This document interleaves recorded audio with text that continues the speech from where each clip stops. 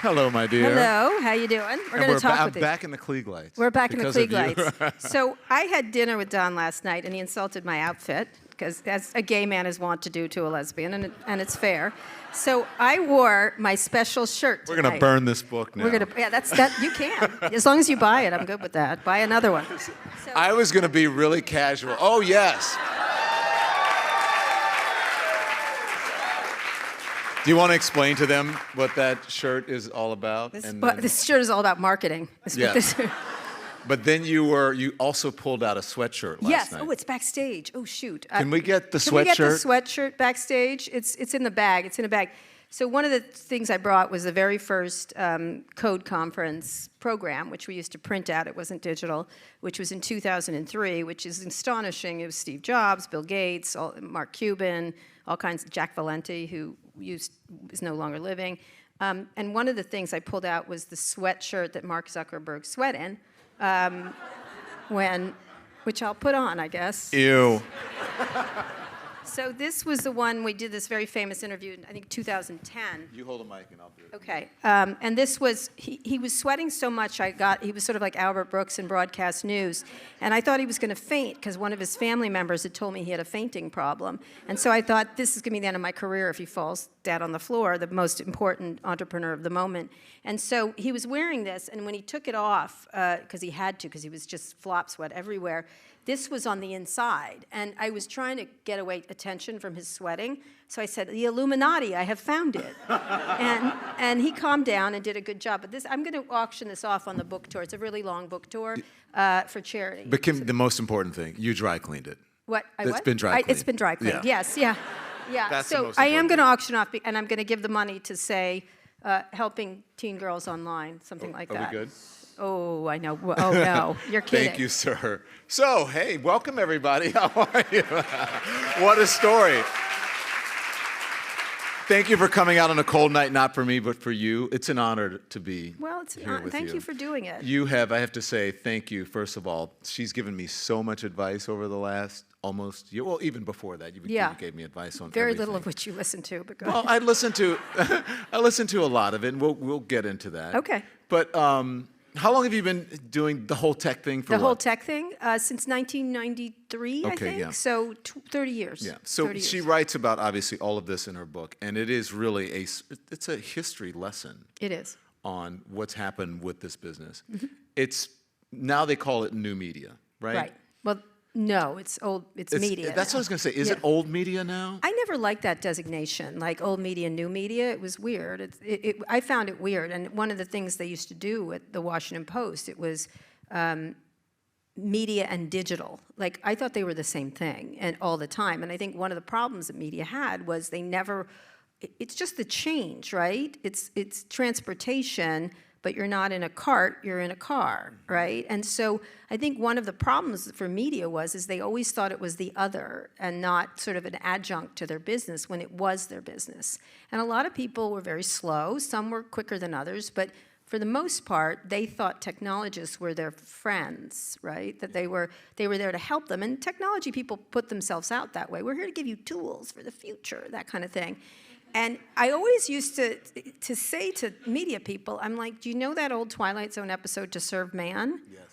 It's a cookbook. Yeah. Like, they want to eat you, and they want to take what you have. And they were like, no, they're here to give us websites. I'm like, no, they're going to own you someday because... Well, you said that to, was it Yahoo about Google?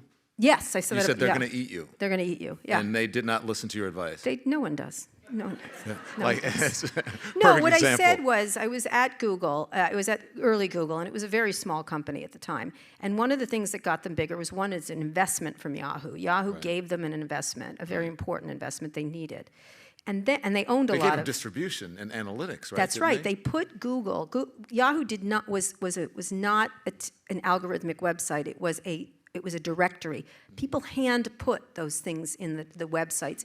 I did a story for the Wall Street Journal. They hand put them in, which you can't believe they could do that now. But Google, they needed an algorithmic as things got bigger, as it went from 1,000 websites to 10,000 to 100,000.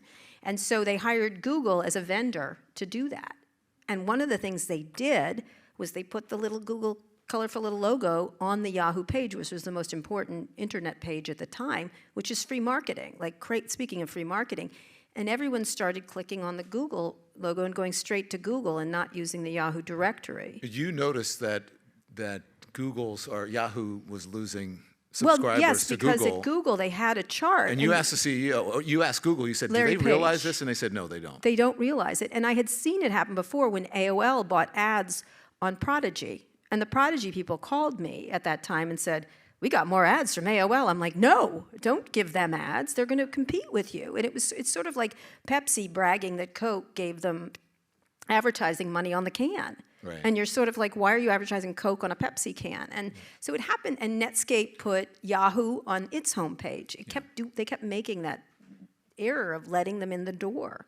This was the big bad wolf, each of them in each instance. Did you ever, and she writes about all of this in the book, but did you ever think at this, especially when you started out, you said 1993, writing about tech and all of that, that it would end up in this place and making so much money and being such a viable part of the economy, of the world, really? I thought it would be huge. I did, or I wouldn't have devoted my career, because the Washington Post, if as you know, I think, I had written a series of stories as a retail reporter about a family called the Half family. It got me really well known. It was a very wealthy family. They were fighting with each other. It was like Succession. They were the only billionaires in Washington. And, you know, and everybody loved this story because it was a crazy rich guy with a pompadour. His son had a lesser pompadour. And they fought with, and there was a gay son. It was like I was doing Dynasty, like, and people loved it. And every day Ben Bradley would go, good job, kid. And you'd be like, yay, Ben Bradley called me kid. And so I was on my way to cover the White House. That was the winning thing at the Washington Post, is you get to the White House, or you got to the political coverage. And I couldn't be less interested in it. Did you hate that? I hated it. It was so compromised. I had covered parties for the style section, so I had to be in that, and I hated it. I thought I called it the velvet coffin. You know, and you're supposed to love it. I'm sorry to say that, but that's what it felt like, you know. And I didn't want to cover that because it was so insular and so small. And I kept thinking, when I started to meet the tech people, that these were going to be the rulers of the world, not these guys, kind of thing. Well, what's interesting to me is that I think you're the perfect sort of hybrid, which is it was the future when you were doing it. Now it's what people must do, right, of journalism and entrepreneurship, right? Being an entrepreneur. And I think you, at a certain point, you had, a realization like, hey, I need to become an entrepreneur and not have to. You said, I could confirm all of these stories for, was it the Journal? Journal, for Washington Post, and then the Journal. But they wanted you to have someone else confirm the story. Right. And so you what said, it was, I need to do this myself. What it was, and you had to be I was a beat reporter. That's what I was. I covered the internet beat, and that was my thing. So you couldn't say, like, what got to me is I kept seeing all this ridiculousness in terms of valuations and everything else. It was way ahead of its skis in terms of stuff, but you couldn't say it. And some of it, at the beginning of every one of these tech booms, there's a fraudulent part of it, like crypto. Like, now crypto will probably be okay. It'll probably work itself out. The beginning of the internet always had a bunch of really terrible people. And Michael Wolff actually wrote a book at the same time I wrote AOL.com about his experience. He being one of them. He was saying, I had this ridiculous company that had a stupid valuation. And so I still thought they were going to be huge. I still thought, like, this is going to be a huge group of people. And so I tried really hard to get the people that I was writing for interested in it, but I couldn't tell them, like, I couldn't say this is good, this is bad as a beat reporter. You can't do that. You just couldn't at the time. And so one of the things the Journal had was this to be sure statement. And if you're a journalist, you know this. To be sure, some people say, like, you have to do the counter. You have to do that on Allegedly. CNN. Some people think Donald Trump isn't crazy. I'm like, who? Except for the magazine. No, it was Webvan, and I was writing about Webvan, and I looked at the math, and I can do math, and I can do accounting, and I'm like, this is not going to work. They're making like $4. They're spending $4 for every 20 cents they make. How's this going to go after a while? They're going to run out of money, and it was too early. It wasn't directionally wrong. It was executionally wrong at the moment. And so I wanted to say that, and the editor actually said to me, can you get someone to say what you said? Right. And I said, no, why would I do that? Well, we need to put it to be sure. Some people think Webvan is great. And I was like, to be sure, they're stupid if they say that. And this was me as an employee. It was really not good. You're not a good employee. I'm not. I'm talking to the expert here. This is how she talks to me in is how I person, talk so to him. there's no filter here. Come on, did he We had this- literally opened the door? Well, we talked about that. We won't mention who, and I said that they were the first example, and you said, yeah, and you're example number 2 of that. So yeah. No, I feel like, Yeah. in any case, let's not stack rank who's the worst employee on this one. Now you're working for yourself now, Don. Yes, what do I you am, but fucking you care? say in the book that you're a terrible employee. I am a terrible employee because I can't, I would get in meetings and they'd be like, at one meeting, it was insane. They did a Saturday journal, and I was like, no, take all the money and put it into digital. Give me the money. I'll do a digital site. And they were like, we need a Saturday journal. I'm like, you need a Saturday journal? Like, nobody reads on Saturday. They're doing Saturday things. Like, what do they want that for? And I understood why they did it, but they were in love with print, and I was not in love with print. I'd stopped reading print publications, and I read them online. And so one of the things that drove me crazy was, they had these periodic meetings, and I was still young at the time, and they're like, how do we get, it was always old people, older white men, and they're like, how do we get young people to read the newspaper? Yeah. And I was like, they ain't. And it doesn't mean they're not liking media. It means they're not reading a broadsheet anymore. They have other ways of accessing media. But and I said to tape a joint between every page, and they kicked me out of the meeting. Yeah, but you also said that you would go through the newspaper. Yes. And you would look at the stories that, it became increasingly obvious to you that everything that was in the newspaper, people had already heard about. That's right. I circled things, and I would yeah. circle things that were new and fresh, and I couldn't, and increasingly, nothing was new. And so why were you printing? I used to stand, there's a teletype machine at every place. You've been at places that had teletype machines. There was one at the Washington Post. I'm older than you think, but go on. How old are you? I'm not telling you. I can look. There's this thing called the internet. I have a could find- birthday wait, coming let me up on just- March 1st. I'll be 58. Oh God, you're so 58. Okay, I I'm remember 60. that, yeah. So 61. Sorry. So I Is that it? teletype. Yeah, I'm 61. That's all. I look good. I know. So there was a teletype machine, and once I started getting into this digital thing, I kept yelling at it. I was like, why is this here? Why do we need it? What is going on here? This is stupid. Why are we pulling news? Go get the news for me, Carol. I was like, no, it's on the computer. It was like, this is what would happen at work. I was confused when you said that you went all wireless. Right? I did. Was this At the how Journal. how long ago was that? But it seems like in the book it was before iPhones. Is that no? Yes, it was. Yes. You went all wireless. Yes, all the time.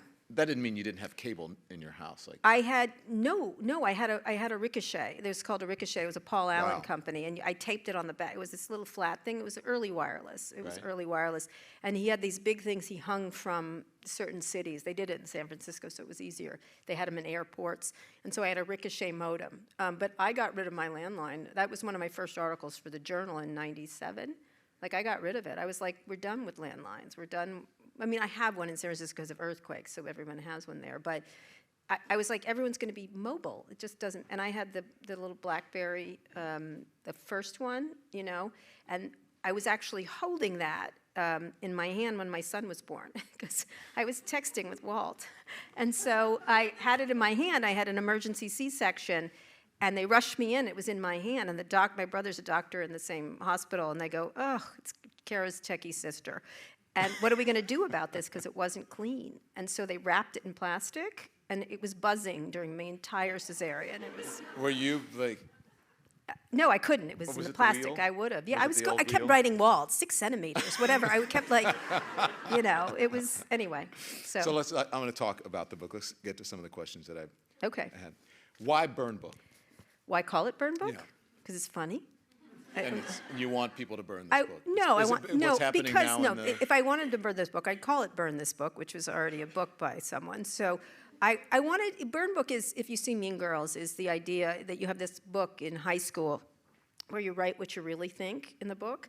And so it's always funny, it's kind of gossipy, it's been in a bunch of different movies, a burn book, and then the person who writes it always gets, remember at the end, Regina George is throwing the burn book out, and so everybody gets to see what everybody thinks of them. And so that's what it is to me. It's my burn book over the years, and it's not Allbird, and I love tech. So it's sort of and the love story part is because it is a love story gone wrong, which is, I love country music, so there you have it. Well, knowing you, I thought it would have something to do with what's going on with people wanting to burn or ban books, and you were sort of a play on that. That's good too. Yeah. That'll work. Sure. That works as well? Why not? You have given a lot of people advice, as I said, including me, but a lot of people early on. Mm-hmm. You write about a couple that you gave advice to, and I think the dad was, like baked cookies or something. No. Those were the Schutzes. Yeah. Yeah. But they made hundreds of millions of dollars. They did. And my question is, why didn't you ever cash in? Well, that's a good question, Don. Because I'm an idiot. I also married someone who later became a Google executive, and when we got divorced, I didn't take any of the stock in the divorce, so obviously I love money. Because I was offered jobs at Amazon, editorial director, at AOL. They offered to pay you $1 million and someone... Like they gave me the stock, or it wasn't, you didn't get a lot of salary, you got a lot of stock. But you said at one point you could have had $100 million. Yes, AOL stocks, absolutely. Ted Leonsis owns the teams there, Kara Swisher does not. So it was, I was offered jobs at Google, at Facebook, at Amazon, at AOL, and others, and I didn't take them. Because? I didn't want to talk to them. Same problem. But do you regret that? Because in the book No. you say, I could have used $100 million. Yes, right now I would have had more than that, Don. Well, then, right? Well, yeah, I also bought Bitcoin really early because I was writing a story about it, and you had to put it on a little hard drive, and I lost it. So I bought them at $5 each, 5 or 50 maybe. I forget. It was really cheap. I have like $1 million in Bitcoin somewhere. Yeah. Are you kidding me? I'm not kidding you. All right. I'm an idiot, as you can see. So I was just doing a story when it first started, Wences Casares, who was one of the earliest people who alerted me to Bitcoin, which was really interesting to me. And I needed to do it so I understood it, so someday I'll find it, and you and I will run off together. Tim, is that okay? Yeah. That's my fiance sitting right there. Well, there's my wife. I know, the sexual tension is huge here. We're both like, no. So all of these people you write about, Yeah. right? They're now boldface names. They weren't They were not. for now. So I'm going to call out a couple of names, All and right. then you tell me. Let me Bezos. guess. I met Jeff when he started the company. He was very eager. He was older than everyone else I covered. Most people were much younger, and Jeff had a career, had a very successful, he was a very well-regarded, fast-track, under 30 math geek who was at an investment firm. You call him Farrell. I did. And that's because he used to skitter all around there's an Amazon warehouse down in, I think it was 15th Avenue. It was down there. There's a place where they basically rolled around on roller skates, essentially, and loaded up the stuff. So he moved around a lot. And compared to, like, the internet boys always acted like they were 12, like, oh, hi, I'm wearing soft clothes and, jumping on pogo sticks. That was their kid. Jeff was intense, and he was really feral. That's the first word I wrote down about him. He was a business guy. He was a logistics guy. And so he was so aggressive compared to them that they feigned sweetness. He did not. He did not feign sweetness. And so feral. He wanted to dominate. There have been a number of downturns, especially like tech downturns, and you said he was feral enough to survive them all and smart enough. He did. He was very clever. He's a math guy. If you think, right now he's having the best midlife crisis of anyone's life, right? Come on, you're like, fantastic, again with the outfit, what are you doing? Everyone made fun of that. I loved every bit of that. Everyone was like, isn't that ridiculous? I'm like, no, it's the best thing ever with the hat and the...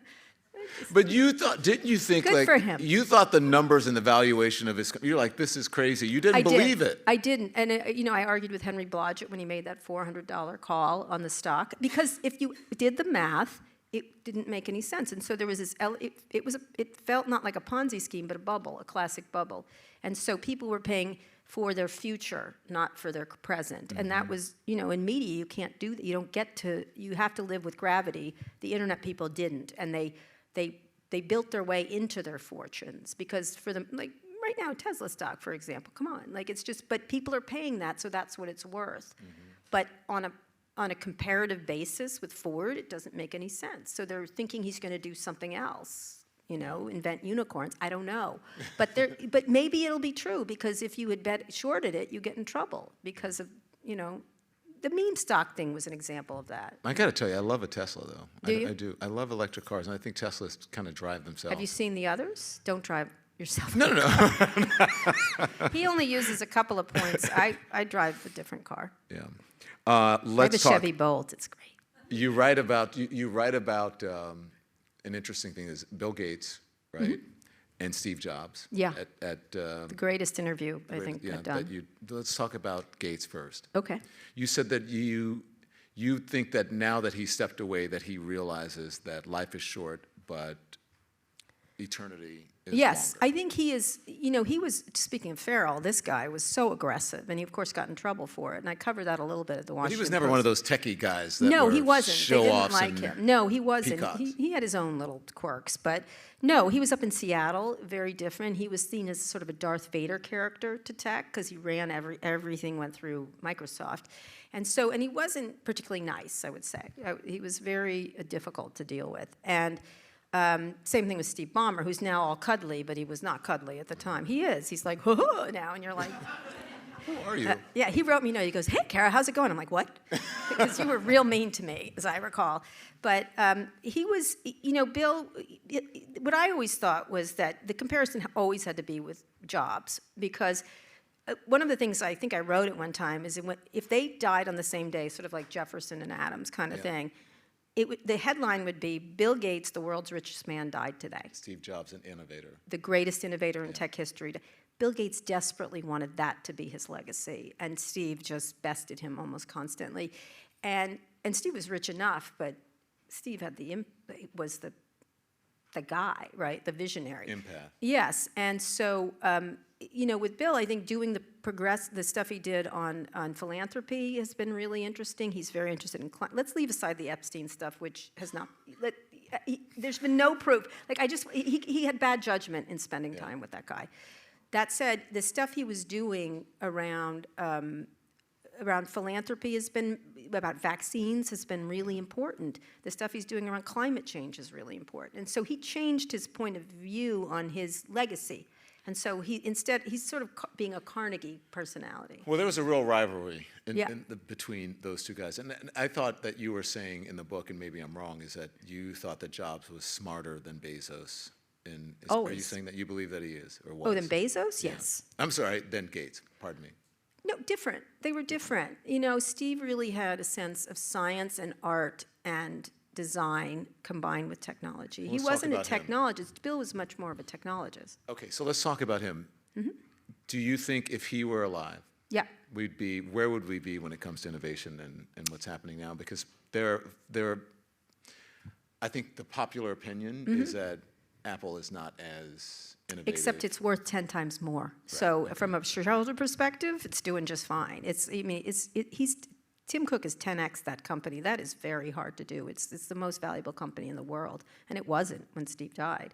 I think you can make fun of him, but the AirPods is an astonishing product. It could be a company all by its own and be a huge company. I think the watch, when everyone made fun of it, is now an enormous business. So. Yeah, exactly, right? And so I think it's easy to dismiss Tim Cook. It's just like you could dismiss Satya Nadella, but you can't. Look at these companies. They're killing it. He really moved them into cloud properly at Microsoft, Satya did, who's a terrific guy. And so you have a lot of people who had to take over from legends, right? But they've made them into better businesses, both of those. In Steve's case, though, it was the inspirational stuff. It was the beauty of it. It's technology that respects privacy.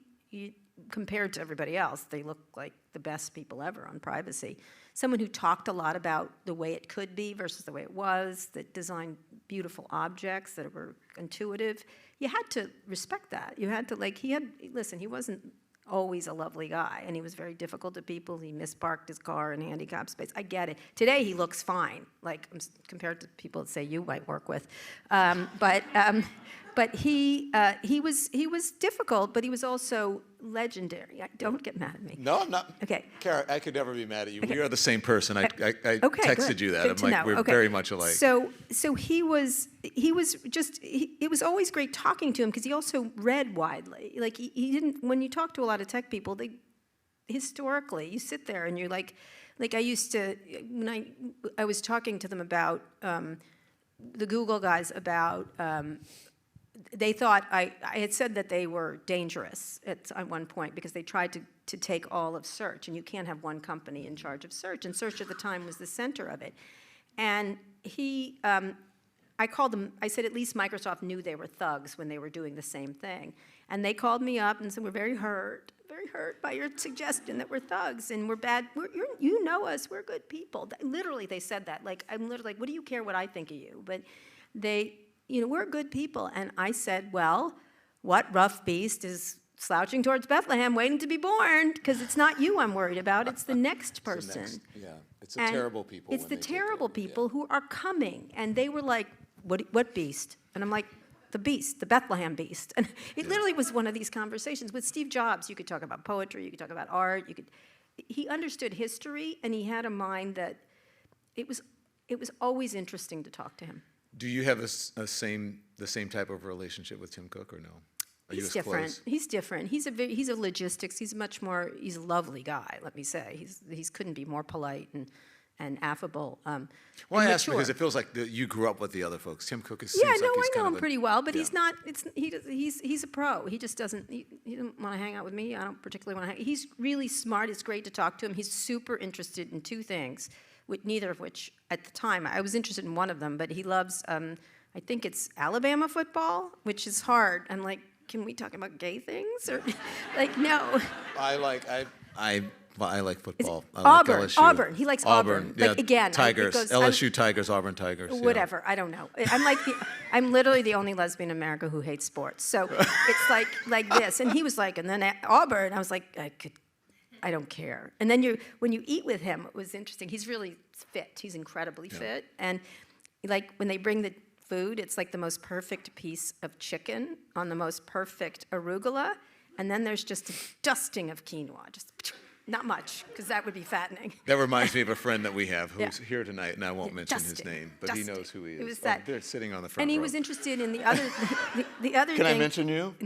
No? A dusting of quinoa? You said no or yes? No? No. Okay.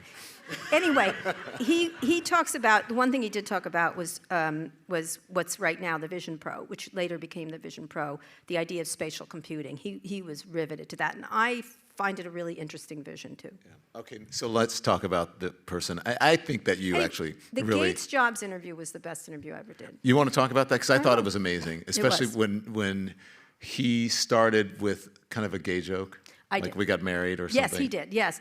Tell the story. So it was really hard getting them together because they really didn't like each other. They made up before Steve died, but they had a real tension between them of competitors, and Gates particularly. Steve always tried to fuck with him, like always, was always like, and he smirked. You remember Steve smirk? Yeah. Like that. He did that to Gates. You said it's a smirk, a smile, or a...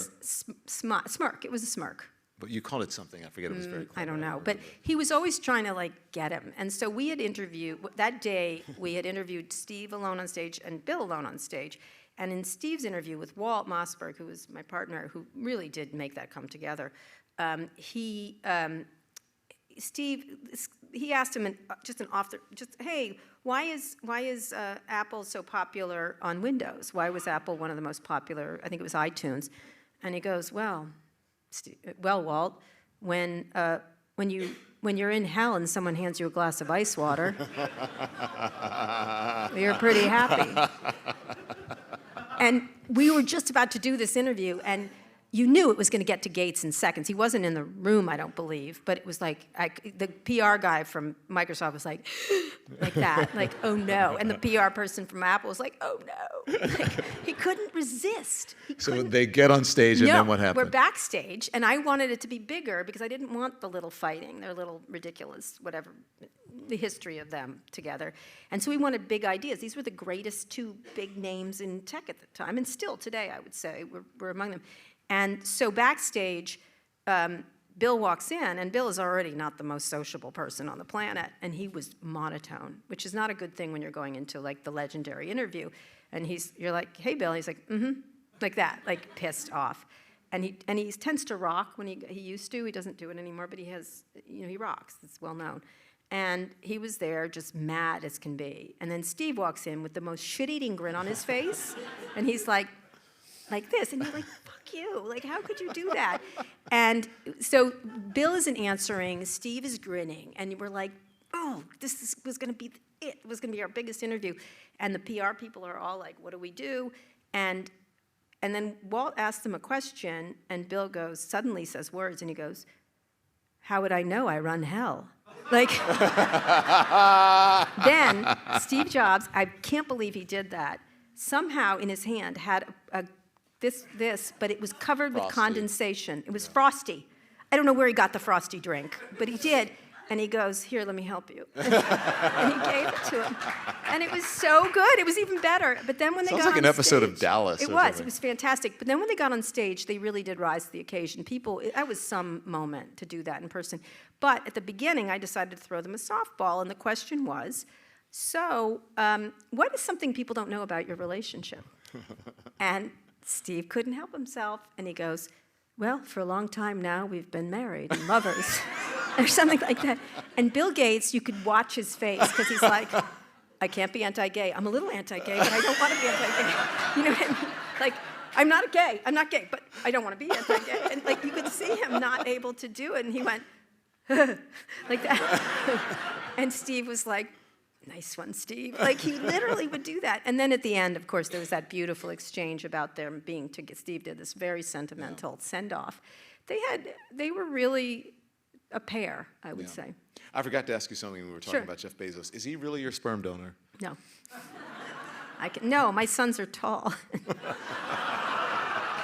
Oh, it's in the book. Read it. Yeah. That was her retort. No, what happened is we were at a party, and he was about to have a kid, and then I was getting pregnant, and he was asking me. He's interested. He's a science geek. And at the time, it was very unusual for lesbians to be doing this. And or not common. And so he was asking me questions, and he's like, whoa, would you use someone, like that you knew, like me? Like, he was joking. And he went, oh! And I was like, no, you're too short. And bald. And bald. Oh, I didn't. Well, that's through the mother, so it's fine. But we know everything. Lesbians have stunning-looking children, just so you know. I always joke we're building the militia Etheridge. It's true. We have my kids are stunning. They're stunning, right? I know, they're gorgeous. Stunning. So I'm not advocating this. I'm not advocating, but like, y'all have to marry your spouses and deal with that. I don't have to. I can pick. So anyway, so we were joking about it, etc. And I had not told anyone, because I was 38 when I got pregnant, and I didn't want people, because it was considered a geriatric pregnancy, which is women love that expression. And all you people who have had kids over 35 know that expression. And so I didn't tell anyone, and when I told the Wall Street Journal, it got to the New York Post in seconds that I was pregnant, and they decided to do a whole thing on page 6 at the top in the J-Lo position, essentially, that was like, lesbian sperm donor at the Wall Street Journal is having Bezos' baby, essentially. And they said, could it be Jeff Bezos? And because it was someone at that party heard us talking. And they fed it to the New York Post. And so when the page 6 person called me, which I couldn't believe they were doing this. I hadn't told my family I was pregnant. It was really not cool. They said, who's your dad? I think it was Who's Your Daddy was the name of Who's Your Daddy. I know, it was so, and they had turkey baster in there, of course, because why not? I know, it was shocking even then. Well, she writes that they like to get turkey baster and lesbian and Wall Street Journal in the same sense. And the time Rupert was mad at the Journal before he owned it. And what was incredible was when they called me, they actually called me for confirmation, which was repulsive. They go, who's the father? And I was like, Rupert Murdoch's son, gay son. And they're like, what? I said, that's my quote, Rupert Murdoch's gay son. And they go, which one? I go, you know. And I said, that's my only quote. I refuse to comment otherwise. If you don't print that, that's what I'm doing. Did they print it? They did not. By the way, I don't think either of his sons are gay, that I know of. I don't care. Wait, do you want to elaborate? They're not. They're not okay. gay. I know them. No. Yeah. No. We're going to talk about a whole bunch of things, but I want to talk to you about AI, right? Sure. Because that's where I was going with the old media, new media, Yeah, right? Because sure. AI is the future. That's what everyone is saying. Yeah. Do you believe that AI can actually What? take over for humans? For what? Well, I mean, do my job, do your job as a podcaster. No, You don't. no. I think you have to look at it as a tool to start with. Like, what does it do to change things? If you compare it to other things that have happened, the mechanization of farming, the mechanization of manufacturing, it's not unsimilar. What the internet did to, what Amazon did to delivery, it's going to replace the things that can be digitized. And as you know in the book, I say everything that can be digitized will be digitized. Anything that can be used in AI can be used in AI. And so you have to use your imagination, whether it's going to make decisions about insurance. It'll hit everything. It's not going to just hit media. It's going to hit every job. Yeah, but Kara, I think. What would it replace you doing precisely? Some things. I mean, if it can predict, if it can adapt to. What? Well, we don't know if it can now. No, it can't. I mean, because things haven't happened yet. Didn't you see 2001: Space Odyssey? Yes, I did. That was a movie. It was fictional. Yeah. Yes, I believe it was fictional. No, but here's what it can do. It can guess. It's a really good guesser. And it inputs data, but it's only good as the data that goes in it. Well, everyone says there's an expression, crap in, crap out. So it's not warm. They say it's cold. It can't take the place of humans. But, I mean, this is not warm, but people spend more time with this than they spend with humans now. That's right. So imagine, you are not going to have this, by the way. This is going at some point. And even though I know you like yours and this is a great relationship of mine, I think you're going to have, it's going to be here. You're going to have spatial computing. You're going to have, the AirPods will have a video in them. And it will say, Don wants to have lunch with you. And I'll go, oh, that asshole. And they'll be like, I know, but you have to do it. You promised. And because you said it in that email. And you'll be like, okay, schedule a lunch. And my A will talk to your AI and do that. That's an example of what you could happen. Or it could say, you know, here's a newspaper, here's 25 headlines that I think will work, and then the human picks one, but it will do it in seconds, what you could do. It will replace, there's a lot of things you could see, like, if you're a law associate, good luck. That's what law associates do, summarize cases for partners. But I think you don't need it. Yeah, it's going to replace some people, though, yes. I believe. I do believe that's what I'm saying. Yeah. There'll be law associates, not a good job. I don't know what they're going to do. It's going to replace just a newsreader. There will be a computerized person or an AI version of me. There already is. Yeah. There already is. But I mean, it's going to proliferate. But there has to be news reporting in the first place. So where does that? On certain things, it absolutely will. On other creative things, it won't. Well, I think it will take headlines, or it will take whatever Google spits out to it, and it'll put it in the news form, and it'll be a person reading the news, and you won't have to tune into Don. Well, but there's an element of interesting and creative that you're leaving out. That it cannot replicate. It can only replicate what's put in it. And you keep thinking, because of science fiction. I'm not saying it's bad. No, not necessarily, but that it's going to think and it's going to want to do something. And I have to say, on this, Elon was the first person to talk about this as a danger to me, like absolutely in interviews. He had invested in OpenAI. He had a falling out with them. But he had said this is a real problem. The first time he talked about it was much more in a Terminator-like sense. It will kill us, right? It will kill us. And he was terrified of it. A lot of people were. A lot of people are. And they discuss it. Like, it could do all kinds of things. It's the Terminator movie version of it.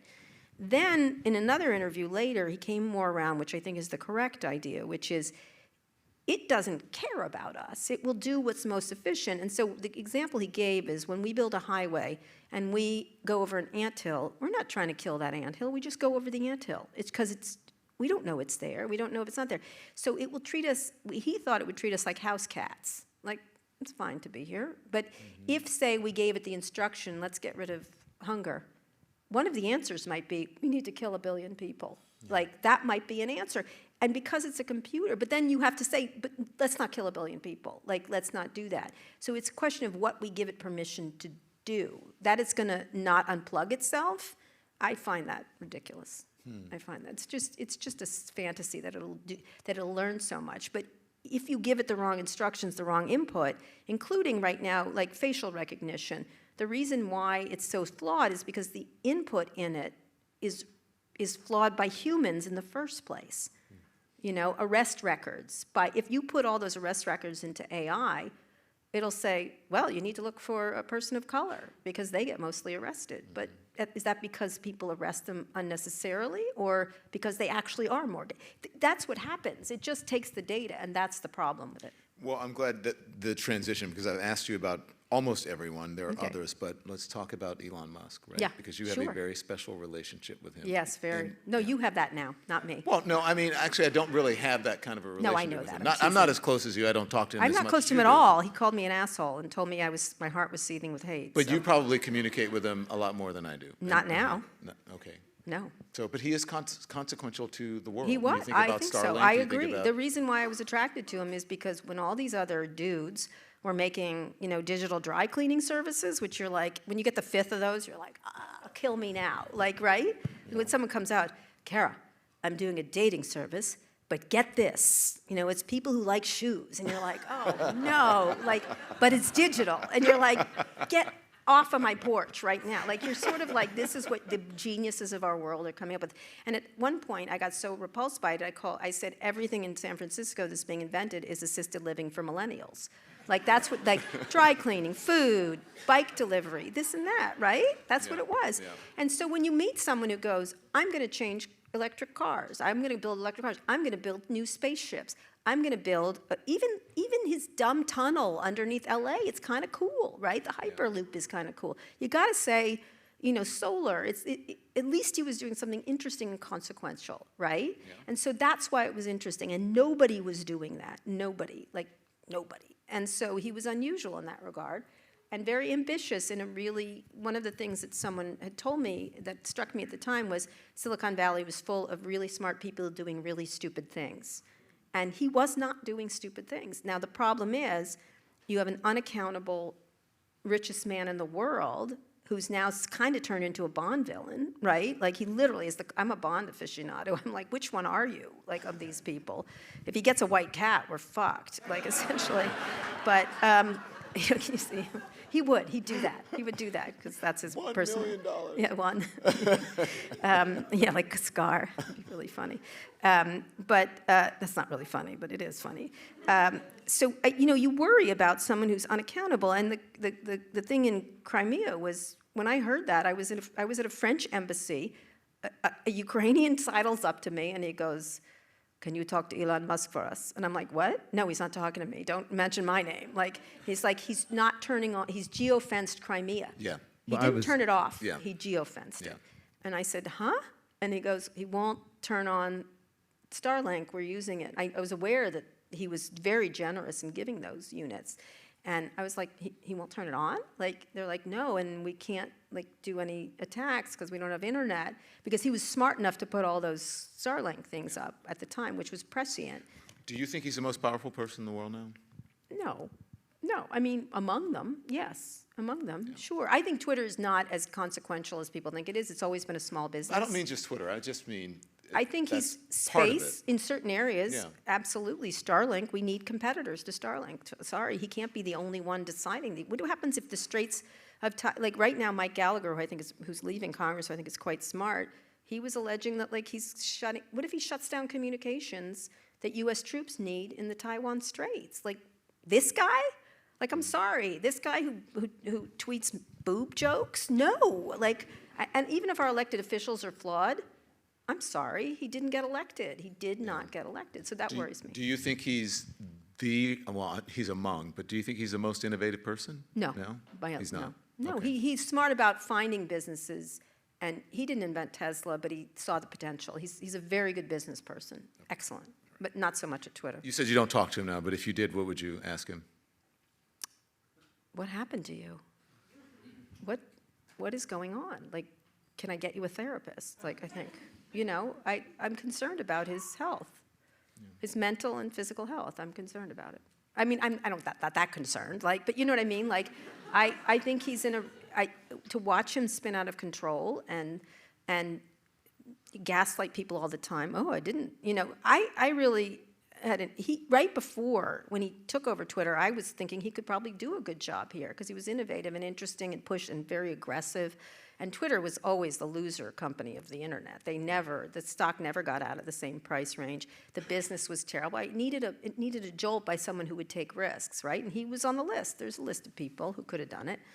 And he and I had a back and forth because I was doing a lot of stuff on Twitter and Twitter Spaces. I was actually making a little business there. Do you think the relationship will ever be No, repaired? no. After he did, I mean, Because we would have you on CNN all the time to ask you about your interviews with Elon yes, Musk. right, That's why I'm exactly. asking you all this. No, Yeah. because the stuff he's done is unforgivable to me. The Paul Pelosi thing, when he just bought Twitter, when he tweeted an anti-gay conspiracy, a very vile one, that Paul Pelosi was part of a gay love triangle after this poor man had gotten the shit beat out of him by a crazy person radicalized by the internet.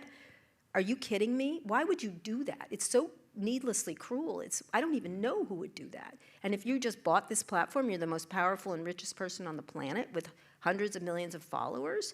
Do you know the damage you just did? And then, and then there was he took it down. But I don't care how many drugs you're taking. You have no excuse for doing that. And then one of the things that his people told me is that he apologized to Paul. So I called Paul and I said, did he apologize to you? Absolutely not. It was a lie. Why do that? Why lie about it? Why? It just was and everybody has their breaking point, and there were a number of them. The anti-trans stuff, the anti-Semitic stuff, which he pretends isn't, right? I'm just promoting free speech. Why do you only promote terrible I'm speech? going to arrange a summit with you guys. No, you're not. Okay. Oh, no, you're not. Do not get in the middle of that. Let's move on to audience questions. I'm good. You know what? You break up some people, and there's several people I've broken up with. I've never seen them again, and I hope never to. So Someone in the audience wants to know, and this is breaking news, because Okay. we talked about this a bit. How should the Supreme Court rule on the First Amendment issues with online social media platforms? you guys know about this case they heard today, relatively? So it's a case that Florida and Texas have put together these laws where they're going to force social media and tech companies that they can't take down anything, essentially, especially that they're censoring the right wing, right? That they're censoring them. They love to trot out that word because Americans go a little nutty when they hear the word censor. But it's not. They're private companies that have First Amendment rights to run their. It's like telling CNN that they have to have these people on, or in the New York Times that if you interview Biden, you must interview Trump. Now they will make that decision themselves. They may do that. That was an equal time thing. That doesn't exist any longer. No, equal time. There's no such thing, right? And so that was really problematic. So they want to do that because they are weaponizing the First Amendment almost continually. But it's not the government's job to tell social media companies or anyone else what to put up. Now, that said, they're doing a terrible job doing content moderation. But they're still private companies, and when they wander over there, it's a problem. So I'm hoping they took it up because there was one of the two appeals courts were disagreeing, so they're going to solve the disagreement. They have to take it up. The second one that's coming is whether the Biden administration coerced social media companies from taking things down, or should the government be able to speak to social media companies? I think they should be. If there's a threat, and say an al-Qaeda threat, and the government often knows about things the tech companies might not, there should be a robust communication. Right. They can't coerce them to take it down. They can say, and the thing that they point to, that the Twitter files, which was nothing, was a big zero, it was Hunter Biden. The things the Biden campaign asked to take down were naked pictures of Hunter Biden. Now, we don't need to discuss his issues, but that's a good request, I feel. Penis pictures of, only Marjorie Taylor Greene should have those. So. It's Kara Swisher, everyone. Yeah, there you okay, so lightning round. This is what is kind of wrong relates to with the, her? Do you still think that Too many Threads? steroids, but sorry. Do you still Allegedly. Do you still think that Threads is going to overtake X? Yes, I think it's quite a good product. I cannot believe I'm saying that. But finally, Mark Zuckerberg has created a product I like. But it's Instagram. It's Instagram for text. I like it a lot. They're handling it well. It's kind of fun. Not if my wife hates it, right? Do you hate it still? Mine's fun as heck. There's like this guy who does flower arranging that I love desperately. There's like these cool dog videos I like. I like it. I'm enjoying it quite a bit. So, I like There's it. a lot of Elon questions. Would you ride in a self-driving car built by Elon Musk? I would not. Okay. because the sensors aren't there. I do ride in Waymo in San Francisco a lot. I like them a lot. Okay, this one is a long one. I hope I can get through it because the lights are really bright. Dear Kara, I'm a physician who has worked in patient care and health tech companies. What do you see as the most promising opportunities for tech to improve human health care, and what worries you the most about tech and healthcare? Thank you, Vivek. Well, is it Ramaswamy? Are you here? No, that was too cogent a sentence. So, that guy. I know, you and I. No, I know, I get that. I got it. I got it. Oh, God. Oh, yeah, you had a little run-in with him, didn't you? I really appreciated you after that. Healthcare. Healthcare's been actually the most slow to take tech in because of privacy and HIPAA issues, so it's been the least innovative, you know. But I do think some of this gene folding with AI is incredibly promising. I think CRISPR, all these things are really, I mean, I believe we're going to solve cancer using AI helping us. I think a lot of doctors I talk to think that. I think a lot of stuff around where real health, the thing is, can you input these health records in and do it with a modicum of privacy and being anonymous? I think we're going to find all kinds of patterns that AI will help us find those patterns that doctors don't know about. I think there's all kinds of possibilities. It's also delivering healthcare in a much more, to lots of places. I think the ability to deliver where they don't have care is huge. You want people to slow down on AI? I was talking to a very smart friend, and they said AI is going to be able to solve the reparations issue. Oh, okay. And so maybe it will depend on how we put it in, right? Yeah. The questions we ask. Like as one of the things that I'll never forget was when I was at Google, they had a globe that glowed. I think I put this in the book, but glowed colors based on where people were sending queries from around the world. And they had all the languages were different colors, and then you could see light run off the globe, right, all the time. And it was beautiful. It was actually quite beautiful because that was the world asking questions, which is always good, right? It's always good when people ask questions. And so that was gorgeous. And then when you spun around to Africa, it was dark. It was, because they didn't have connectivity. Right. It did not mean they didn't have questions. And so to me, the more questions you ask, the better you're off. And even if it's a global kind of thing, I really appreciate that. Let's see, there's another one here that has to do with AI. I'll ask this one though. Everybody thinks that all the tech people are the smartest people in the world, but they have proven themselves to be completely inept at solving any of the difficult problems in society. In the final analysis, are they all just not that smart? Amy. They're smart at what they're smart at, right? But when like a VC wanders into Ukraine policy, you just want to vomit in your shoes, right? You're like, what? Like when they do that. I mean, like this whole Bill Ackman nonsense. Like, what does he know about DEI? This much, exactly. But he has a lot of opinions, and everybody listens to him like he knows what he's talking about. And Mark Cuban is doing the best lesson of like putting him down. You know, I think they're smart at what they're smart about, but it doesn't mean they're smart about other things, right? I'm not sure why we need to get our cues from the world's richest people on a range of subjects. I never thought that was good. When Mark remember when he gave all that money to Newark? Yes. Right? Didn't work, but fine, that's fine, he was generous. But I kept thinking why, and he asked me, he goes, what do you think? And I'm like, well, why are we doing that? And he's like, well, I think it's good. I said, so you think it's good, but did the rest of us think it was good?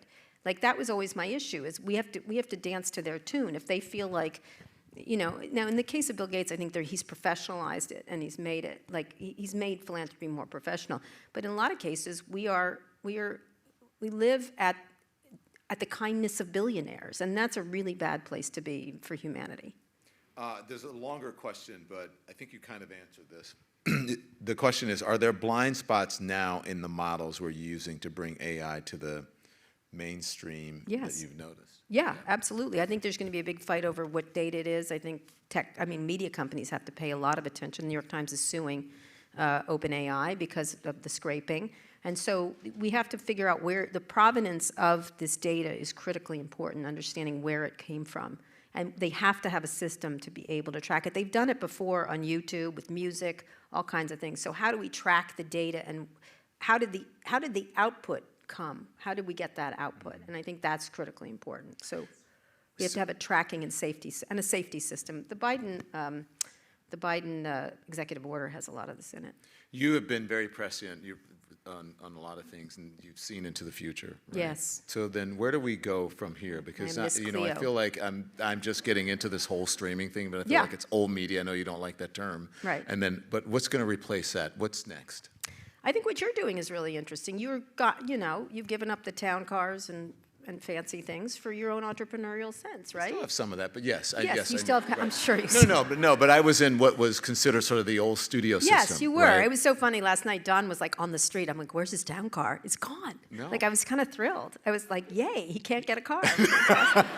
I didn't call a car, but actually, I've never really liked that. I got it. I know, but I like public transportation. I love taxis. I think I feel very New I York get it. about You're a that. man of the people. I know that, Don. So, but one of the But things. I do love a good town car. Yeah, you do. You do. One of the things that's important to think about is what you have something to offer. What do you? Look, I have now a show on CNN, which is kind of ironic in a weird way. You're off CNN, I'm on it. I'm only doing it for a different reason because I'm fascinated by global video brands, and it is the biggest one, right? It is. So and that's my little trip. But what you're doing is you have a voice, and you have now tools to get out anywhere. Right. What do you need that for? And you should have an interest in the outcome, which means the revenues and profits. Right. So you're going to do the best job if your interests are aligned with the people you're doing business with. Before you were just overpaid or paid or whatever. You know I what don't know mean? about that, No, but Kara you know what I Swisher. mean. You know what I mean. It's like you were not linked exactly to your entrepreneurial efforts. And so you have a voice. Not everybody can do this. But I cared about the product I was putting out. I cared about the I information didn't I was say you giving didn't. out. I I'm liked the saying people now I you're worked with. responsible for it, and so you Right. can make the mistakes. And if you make mistakes, it won't work. If you do, you benefit from the Right. upside, which is why I own my IP. It's mine. Yeah. Like, I can do whatever I want with it. But, we joke about it when we say bad employees. I don't think I was a bad employee. I I don't just think some people are more malleable than others. And I'm very You like curious. being Don. And I like being Don, and I like pushing the envelope, not for the sake of pushing the envelope, but I like asking questions, and people don't like that. That's fine. So do that. So in the system you were in, see, one of the things I talked about, and I put myself on it, you know how reporters can be. They gripe about the bosses. These bosses, they don't know what they're doing. I don't want to spend my life doing that. I'm going to do my stuff. If it works, great. If it doesn't work, great. And I think a lot more media have to be thinking like that. Yeah. Thinking about, like, are you making something that is valuable to people in some way? And are you pulling punches for, and I'm speaking of, Right. everyone, right? Yeah.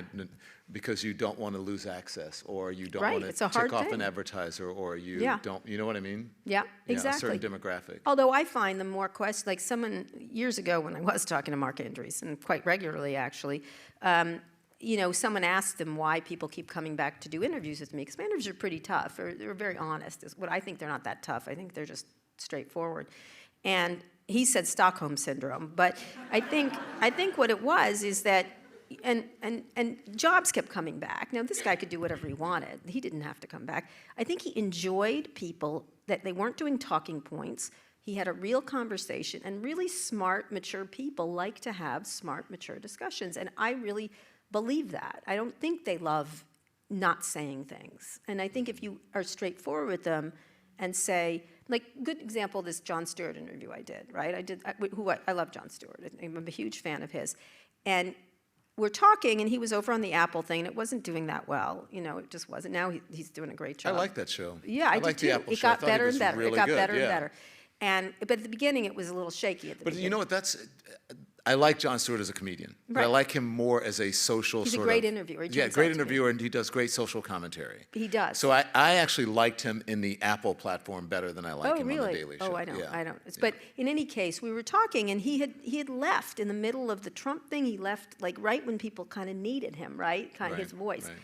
And I said, I go, tell me about that, leaving in the middle of this. And I said, are you irrelevant now? And he was like, what? He did that what? Like, and I was like, are you irrelevant? Because some people, I'm not going to say some people think you. I worry that you're irrelevant. Yeah. And he loved that question because he knew it was out there and he wanted to answer it. Was that tough, or was I'm just saying what I'm thinking? And so I think that to be a really great interview, you're a very good interviewer, is you have to ask the questions that are on your mind and is your interview. And that's really hard to do because people are thinking of the next thing and when I do interviews, I'm like, I hope I never see you again. But that whole idea about Yeah. are you relevant now? I mean, having not being on a platform for a while now is It's hard. interesting. Well, it's not hard. I find Jon Stewart to be more relevant now than he was then, and I think if he had stayed on the Daily Show, his Maybe. relevance would have diminished. He got I tired. think he found himself. Yes, Right. he needed some time away. A new and better version of himself. And that's going to happen to you, Yeah, Don Lemon. yeah, and I think it's also relevance is about. I mean, people put importance on things that are not necessarily important, so it's really what you think. So can we have a vote of the name of the show that I thought you should do versus your name? Oh, what was it you said? This is the Don Lemon Show, of course. like, Yes, but you had another. When life gives When you. life gives you, yeah. ...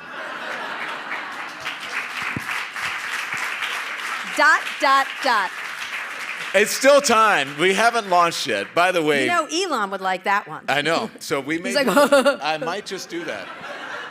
Boob joke. By the way, Kara is going to be one of the first guests on the show, I which shall. launches on March 11th. Yeah, You this can is get it. news, by the way. This is Yeah, news. it's coming.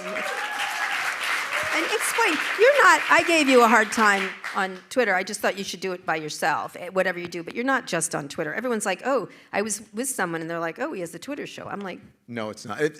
It's a distribution partner. And here, this is what I was listening to you and Scott the other day. I don't remember the specifics of the conversation, but you guys were saying you have to get in the ring. yes. And I think you were talking about going on and responding to people or whatever. Oh, yeah. So that's how I feel about X, is that I don't think that you should cede that platform.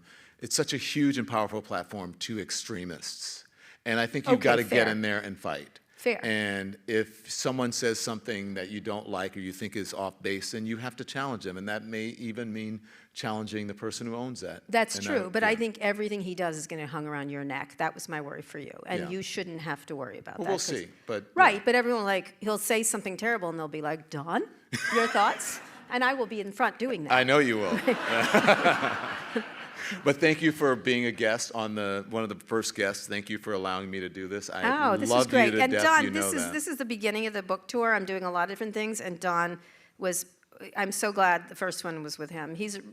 Don's a really interesting cat. I'll tell you that. Yeah, I got to tell you, after the interview that you did with me when I co-hosted, Yeah. I had this woman she was making fun about me and You were on stuff, Pivot, whatever. yeah. Yeah, and then she said, I saw her a couple weeks ago at Clive Davis's party, and she said, Mm-hmm. I love you. I listened to you after Kara, and I understood everything and why you did what you did and said what you said, but I didn't know that before, and I just love you. And she would not leave me alone. Yeah. But Yeah, I've made Scott Galloway lovable. I don't know how that worked. Scott is, I he literally says had some someone, shit. I hated him, now I love him. And I was Well, like, that's because you're an adult. yes. And you I get don't it. mind disagreement. Yeah, I don't. as it should be. Right. So, remind audience to buy a book. Yeah, yes, please Kara do. is signing after the Yeah, event. we're doing really well. We're right Did you now. guys have a good time? Did you enjoy the conversation with Kara Swisher? And And not only just the book, Okay. I'm going to give you a chance. Not only just the book, but you have to listen to both of her podcasts. Yeah, they're good. We're both hooked. Tim said, you cannot fake it. You have the best chemistry. It is. It's weird. On any platform. it's so strange. Yeah, It's the you make strangest him way. look good. No, we have a really great. know, We did it. I We know. did, the one I'd recommend is we did a therapy session with Esther Perel. Yeah. It is hysterical. Yeah. It's very funny. I was like, Scott, you soft, squishy thing. Like, Yeah. it was really good.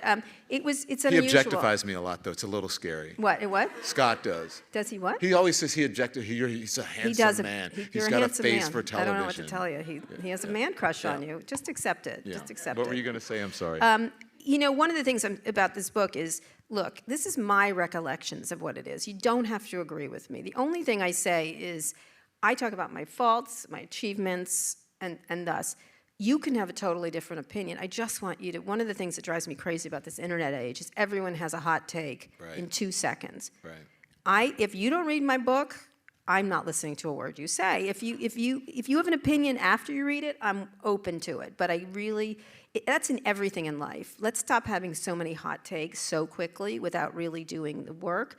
And it's a real disease of our time, is this instant necessity to respond. And it's hard for me too. And I think it's really important that these tools can be great. They can be wonderful for conversation and reflection.